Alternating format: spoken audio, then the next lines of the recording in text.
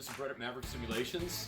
Today we're going to be doing the testing on all of our input circuits that we created for our hybrid sprint simulator.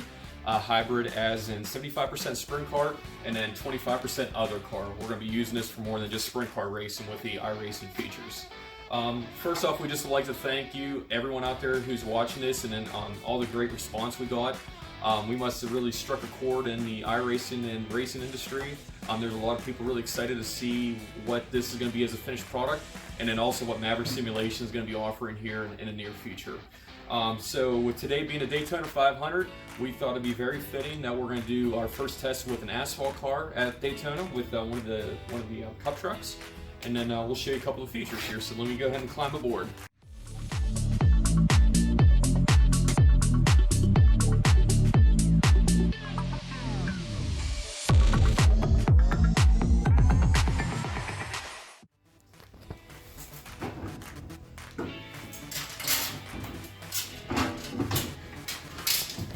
Okay, so you can see up front where my feet are at.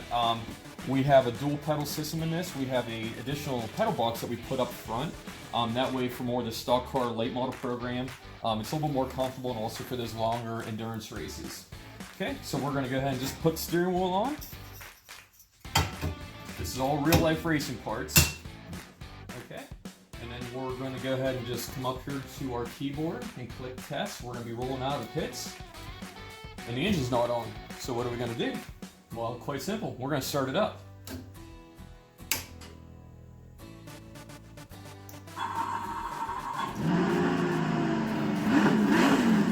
Yeah, just like that. And then we're going to put it in gear. What we use for the shifter is a real sprint car shifter. In the asphalt program, it's going to be more like a sequential shifter. So we'll push the clutch down. Okay. We're going to slowly move it out.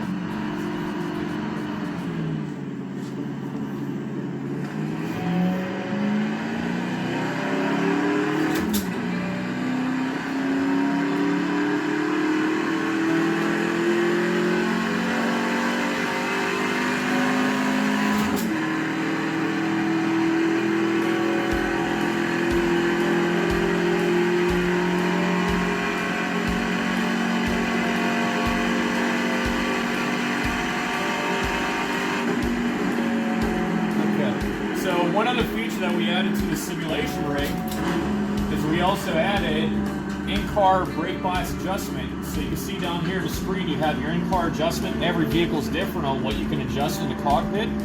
And what we did is we added a real Wilwood brake bias adjuster knob. This is what a lot of the race cars use in real life. So you can see as I turn this, I didn't calibrate it, so it's not going to work. Okay, so we're going to edit this part of it right in because this guy right here forgot to calibrate the brake bias adjustment.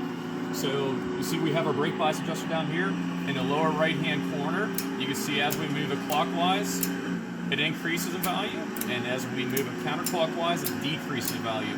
And we're retaining the factory Wilwood detents. So this is enough for the asphalt video. What we're going to do is we're going to come back in a video here in a second, and we're going to show some of the wingless sprint cars and some of the features we made for those guys. Okay guys, so we're getting ready to get started in midget program. What we wanted to show you is we have real CSI individual corner shock adjusters. So if you see down here in the screen, let's say the left front, we're going to take this knob right here and we're going to move it. And these are the real CSI shock factory detents. So one click in here equals one click in the simulation. You know, you have your right front, your right rear, and then we got your left rear. So each shock in a midget, 360 wingless, and also 410 wingless has a in-cockpit shock adjusters. The other thing that you guys may have noticed is that our steering wheel angle is a little bit different. Because whenever we designed this chassis, we thought, well, we want to be a little bit more comfortable for the stock car program and everything. So for the stock car, the steering wheel is more upright, and then for the sprint car program, this is actually a true sprint car steering wheel angle and position. So that way you get the full immersion of the sim rig. So we're going to fire this bad boy up. Typically midgets, sprint cars, they don't have self-starters, they get push started, but for the sake of the game and for fun, it's push start. Okay, and then midgets, they run the same shifters we have installed right here. So by default, it's already in gear. So we're just gonna make here a quick lap.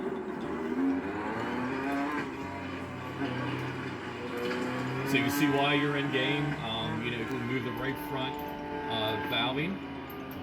And let's say, for example, you get into a little bind or something like that. You come up, you hit the wall, but the car's still salvageable. You can continue with the race. Real sprint cars don't have reverse, but again, for the sake of the simulation, you do.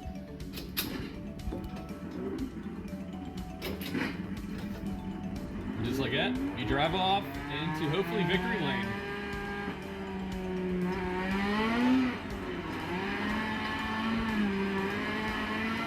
And yeah, there's mud on the screen, just like in real life. If you're racing, and you use something called tear-offs. I'm going to show you a teaser here in the next vid on what we did to accomplish that. But for now, I'm just going to use a keyboard.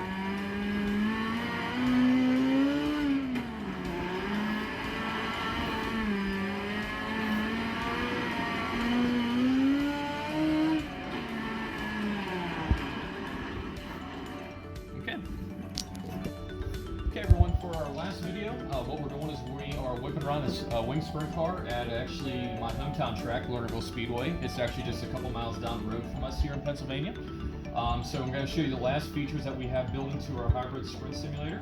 The first one is, you guys might have seen already, we use real Wilwood hydraulic brakes. This is real mass cylinder sprint cars use, real brake pedal, everything. And then on the other side, it's nothing really too much to look at, but you can bring on over here. We're using a real sprint car throttle pedal, real linkages, return spring, everything like that. And then if you look here in the cockpit, we are using something we're getting so much positive comments about, is we're using a real DMI wing slider valve. So if you kind of like look in game and look at the control at the same time, in game cockpit, you can, and in real life, you can actually adjust the wing forward or backward depending on track conditions. So just like in real life, we're going to move the valve forward, and you can see the wing physically moves in the simulation, and it also gives you your reading on where you're at. So, move the control forward, moves the wing forward, move the control back, and the wing moves back. It's pretty self-explanatory. So we're just going to make a couple laps here.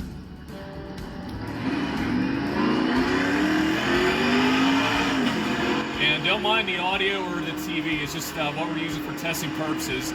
But this rig is set up for single monitor. It can do triples, and it's also set up for VR. So in the world of VR, there's no way you can get more real to life than what this would be. We're using all real race car controls in all the real positions that a sprint car would use. So if everyone remembers in our previous clip that we had, the mud on the screen, or on the visor, so to speak, that happens in real life. You have to use something called a tear-off to get that mud off. In the simulation, we use a keyboard.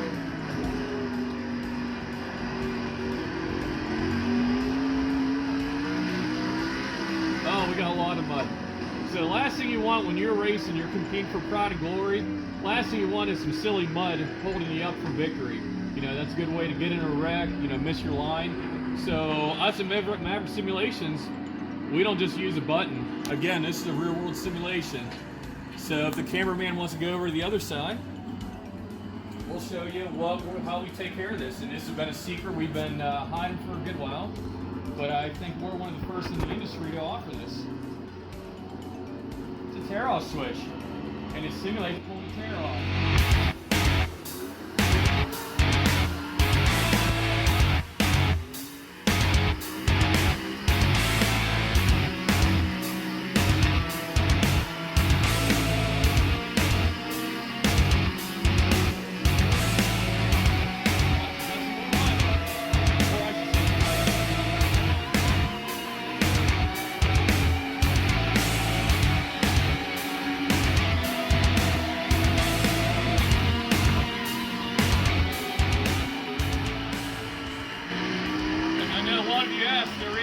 Feedback in the steering system too. So if I hit a bump on a track or how the car reacts, I feel everything through the force feedback. And this rig's also set up. We're going to be hopefully sometime soon in the future. It's already set up where we can do 4-corner motion simulation. We're looking at, gotta watch climbing that cushion on a track in real life. That'll suck you right over. We also have an option where we can add wind simulators. We're looking at that right now. Bass shakers, and we're also going to be adding surround sound system to this. So, but yeah, we hope you all enjoyed this preview and intro. You know, everything's pretty raw right now, but we're going to be looking to offer these rigs just like this, late model version, E-mod version, micro sprints. We also have a couple people looking at Northeast dirt modifieds, and we can also take this technology and roll it right into NASCAR ranks. Again, we want to set ourselves apart by offering real-world race car controls, one for immersion and then two for training purposes. So there's a lot of really nice rig manufacturers out there, you know, that have, you know, plug-and-play systems, but, you know, we want to captivate and bring you total immersion. So hopefully everyone here at Maverick Simulations can provide that for you. We're going to be offering all these components individually too. That way, if you have a sprint car chassis or something like that, and you want to add one of our cool features, hopefully we're going to offer that within the next few months. So, but yeah, from all of us over at Maverick Simulations, hope you enjoy this. And again, thanks for all the positive feedback we got on social media. So, thanks guys.